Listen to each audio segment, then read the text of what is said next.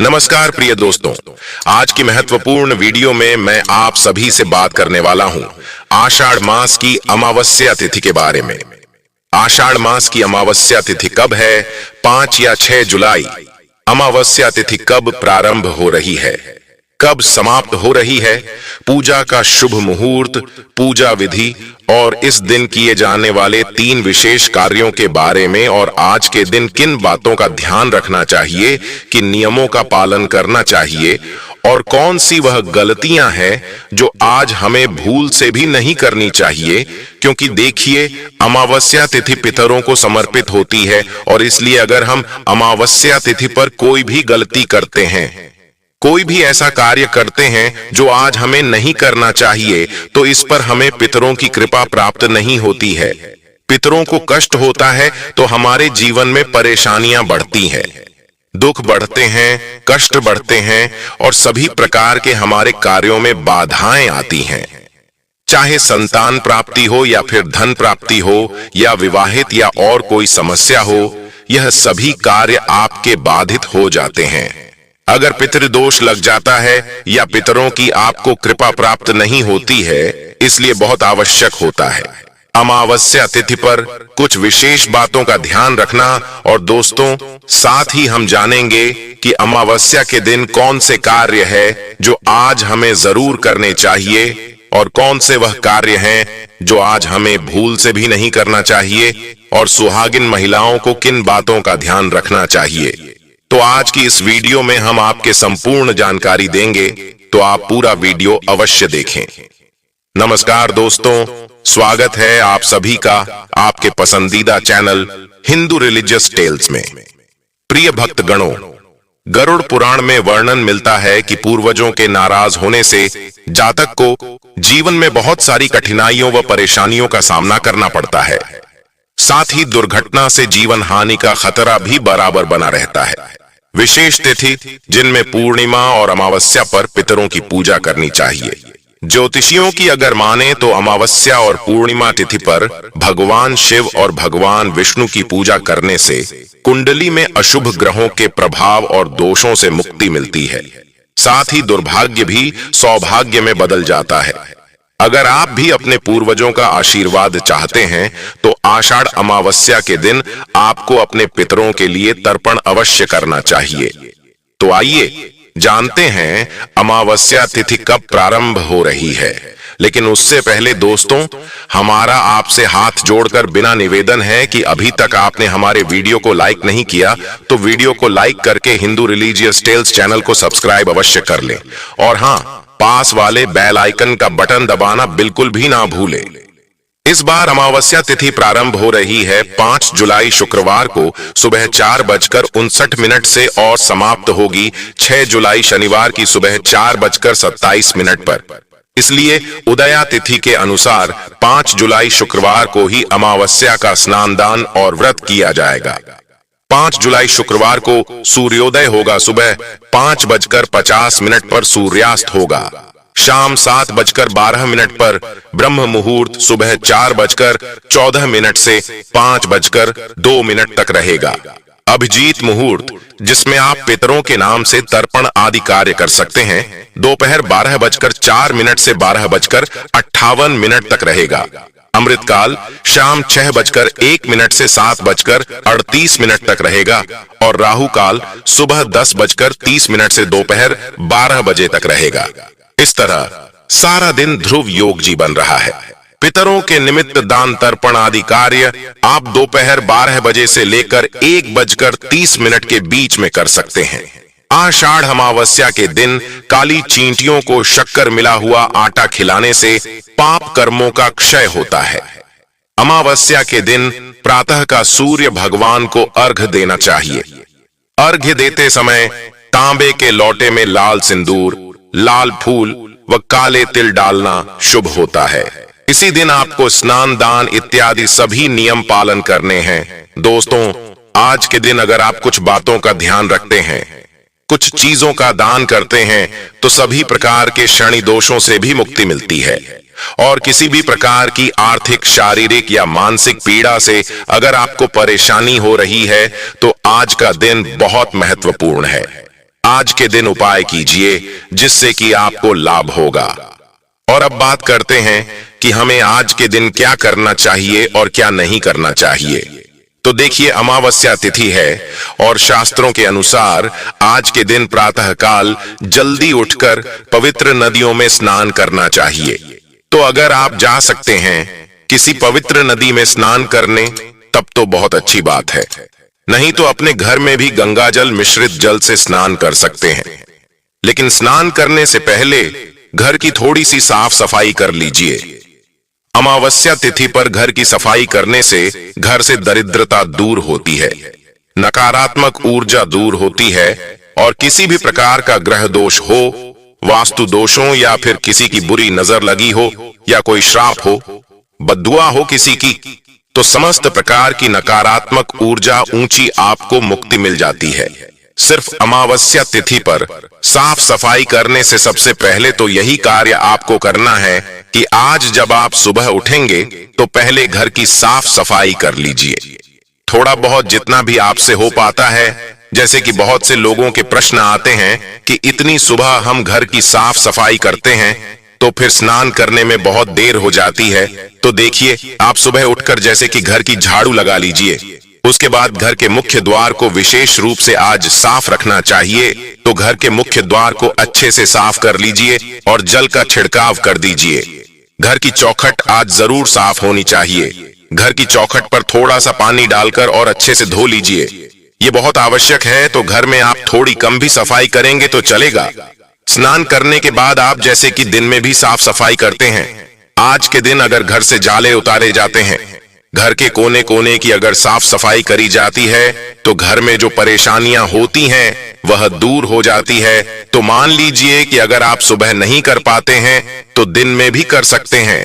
तो सुबह आपसे जितना भी हो पाता है उतनी साफ सफाई कर लीजिए। लेकिन घर के मुख्य द्वार की सफाई जरूर कीजिए। घर के मुख्य द्वार पर जल का छिड़काव होना चाहिए। आज के दिन घर की चौखट जरूर धोनी चाहिए, क्योंकि कहा जाता है कि आज के दिन पितृ आपके दरवाजे पर जरूर आते हैं। किसी न किसी स्वरूप में वह आपके घर आते हैं, अपने परिवारजनों के पास आते हैं। इसलिए अमावस्या तिथि को विशेष माना गया है। पितरों के लिए, पितरों की कृपा पाने के लिए और शास्त्रों के अनुसार चौखट पर पितरों का वास माना गया है। इसलिए चौखट हमको साफ रखनी चाहिए और वहां पर स्नान करने के बाद एक दीपक अवश्य प्रज्वलित कर दीजिए। आज घर के मुख्य द्वार पर दीपक प्रज्वलित करने से सभी प्रकार की नकारात्मक ऊर्जा भी दूर होती है। पितृ आपके प्रसन्न होते हैं, आशीर्वाद देते हैं। तो आपके घर में जो भी रुके हुए कार्य होते हैं वह पूर्ण होते हैं। और इसलिए सुबह स्नान करने के बाद आप घर पर एक सरसों के तेल का दीपक प्रज्वलित कर दीजिए। दीपक आपको प्रज्वलित करना है और घर का कोई भी सदस्य प्रज्वलित कर सकता है। जरूरी नहीं है कि घर की महिलाएं ही करेंगी, कोई भी सदस्यता प्रज्वलित कर सकता है। और हाँ, आज के दिन पवित्र नदियों में स्नान करने का विधान है। तो देखिए, सबके लिए ऐसा संभव नहीं है कि किसी भी पवित्र नदी में जाकर स्नान कर पाए। तो ऐसे में आप अपने घर में भी गंगा जल और काले तिल मिलाकर उसे जल से स्नान करें। और हाँ, घर में बच्चे हो, बड़े हो या फिर बुजुर्ग, सभी के लिए इसी प्रकार से जल तैयार करना है। मतलब जल में आपको गंगा जल और काले तिल जरूर मिलाने हैं। अगर इस प्रकार के स्नान करते हैं, ऐसे पुण्य अतिथियों व परिवार के दुर्भाग्य दूर होता है। सभी परिवार के सदस्यों के ऊपर किसी भी प्रकार का ग्रह दोष हो तो वह दूर हो जाता है। इस नियम का पालन प्रत्येक व्यक्ति को जरूर करना चाहिए। और स्नान करने के बाद भगवान सूर्य देव को जल अर्पित करें। आप जल में अगर थोड़े से काले तिल मिलाकर जल अर्पित करते हैं तो यह बहुत ही अच्छा होगा। इससे सभी प्रकार के बुरे ग्रह दोषों से आपको मुक्ति मिलती है। और किसी भी प्रकार की शनि जनित पीड़ा हो तो इससे भी मुक्ति मिलती है। और भगवान सूर्य देव को जल अर्पित करने के बाद आप तुलसी में थोड़ा सा कच्चा दूध अवश्य अर्पित कीजिए। इसके बाद आप अपने घर के मंदिर में जो भी नित्य की पूजा है वह कर लें। और हाँ, आज पीपल की पूजा का विशेष महत्व होता है, तो घर के आसपास अगर पीपल का वृक्ष हो तो वहां जाकर आप तो जल में थोड़े से काले तिल मिलाकर और पीपल की जड़ में अर्पित कीजिए और इसके बाद धूप दीप करके पीपल की पूजा कर लीजिए। और हाँ, आज संध्या काल में पीपल के पास दीपदान अवश्य करना चाहिए। तो एक मिट्टी का दीपक या फिर आप चाहे तो आटे का दीपक बना सकते हैं। उसमें सरसों का तेल डाल दीजिए और एक लंबी बाती डालकर और अपने पितरों का मन में ध्यान करते हुए दीप प्रज्वलित कीजिए। उसके बाद थोड़े से काले तिल उस दीपक में डाल दीजिए और अपनी परेशानियों से मुक्ति के लिए अपने पितरों से और भगवान शनिदेव से प्रार्थना कीजिए। इस प्रकार से अगर आप आज के दिन पीपल की पूजा करते हैं तो समस्त प्रकार के कष्टों से, दुखों से आपको मुक्ति मिल जाती है। आज के दिन अगर आपकी पीपल की पूजा करते हैं, पीपल में दीपदान करते हैं, जल अर्पित करते हैं तो इससे बहुत अधिक पुण्य फल प्राप्त होता है और सभी प्रकार के कष्टों से, दुखों से आपको मुक्ति मिलती है। अब मान लीजिए कि आपके घर के आसपास कोई पीपल का वृक्ष ना हो, तो ऐसे में क्या करें? तो देखिए, घर के आसपास कोई शनि मंदिर में भी आप जाकर थोड़ा सा तेल अर्पित कर सकते हैं। शनिदेव पर आप दीपदान कर सकते हैं। और मान लीजिए कि आपके घर के आसपास शनिदेव का मंदिर भी ना हो, पीपल का वृक्ष भी ना हो, तो ऐसे में क्या करें? तो ऐसे में आपके घर के आसपास भगवान भोलेनाथ का मंदिर तो अवश्य ही, शिवालय तो हर जगह उपलब्ध होता है। तो ऐसे में अगर आपके घर के आसपास शिव मंदिर हो तो वहां जाकर भगवान भोलेनाथ के ऊपर काले तिल जल में मिलाकर अर्पित कीजिए और विधि विधान से भगवान शिव की पूजा आराधना कीजिए। वहां पर दीपदान कीजिए, तो इससे भी आपके समस्त प्रकार के जो ग्रह दोषों से मुक्ति मिल जाती है। तो आपके घर के आसपास जो भी सुविधा उपलब्ध, पीपल का वृक्ष, भगवान शनिदेव का मंदिर हो या फिर शिवालय हो, जो भी सुविधा आपके पास उपलब्ध हो, वही जाकर आप भगवान भोलेनाथ की, शनिदेव की और पीपल के पास पितरों की पूजा आराधना कर सकते हैं। और अगर तीनों चीजें आपके पास उपलब्ध हों, तब तो अत्यंत भाग्यशाली हैं। आपको इस तरह स्थानों पर जाकर दीपदान करना चाहिए, जल अर्पित करना चाहिए और तेल अर्पित करना चाहिए। शनिदेव के मंदिर में तो आज का दिन इतना श्रेष्ठ है कि आज के दिन अगर आप ये सभी कार्य करते हैं तो निश्चित ही आपके भाग्य में चमत्कारी रूप से परिवर्तन होगा और आपके सभी कार्य जो बिगड़े हुए हैं वह सभी कार्य बनेंगे। तो पूरे विश्वास से यह सभी कार्य कीजिए, निश्चित ही आपको लाभ होगा। किसानों के लिए आषाढ़ अमावस्या बहुत ही शुभ मानी जाती है। हलहारिणी अमावस्या के दिन से ही वर्षा ऋतु का आरंभ भी हो जाता है। यह समय किसानों के लिए बहुत खास होता है क्योंकि इसी समय किसान अपने खेतों में हल से बुवाई करते हैं और अच्छी बारिश होने की वजह से किसानों के खेत में फसल की पैदावार भी अच्छी होती है। यही कारण है कि हलहारिणी अमावस्या के दिन किसान अपने हल और बैल की विधि पूर्वक पूजा करते हैं। इस दिन बैलों से खेती का काम नहीं कराया जाता है, बल्कि उन्हें चरने के लिए छोड़ दिया जाता है। अमावस्या तिथि पर अपने पितरों के नाम से कोई भी पवित्र पौधा आप लगा सकते हैं और इस दिन श्राद्ध और तर्पण भी जरूर करना चाहिए। इसके लिए दोपहर में जलते हुए कंडे पर गुड़ और घी अर्पित करना चाहिए। इस दौरान पितर देवताओं का ध्यान करना चाहिए और पितृ देवता मंत्र ओम पितृ देवताभ्यः नमः, इस मंत्र का यथासंभव जाप करना चाहिए। ऐसा करने से पितृ दोष दूर होता है और पुत्र भी संतुष्ट होकर अपने परिवार जनों को आशीर्वाद देते हैं। और बात करते हैं कि आज किन चीजों का दान करना चाहिए, तो देखिए, अमावस्या के दिन काले तिल का दान करना श्रेष्ठ माना जाता है। इसके अलावा आप उड़द की दाल का दान कर सकते हैं, सरसों के तेल का दान कर सकते हैं, कंबल का यानी कि गर्म वस्त्रों का दान करना आज सबसे श्रेष्ठ माना जाता है। वस्त्रों का दान कर सकते हैं, कोई भी वस्त्र, अगर गर्म वस्त्र का दान करना चाहिए या कोई भी नॉर्मल वस्त्र भी आप दान कर सकते हैं। इसके अलावा धन का दान कर सकते हैं।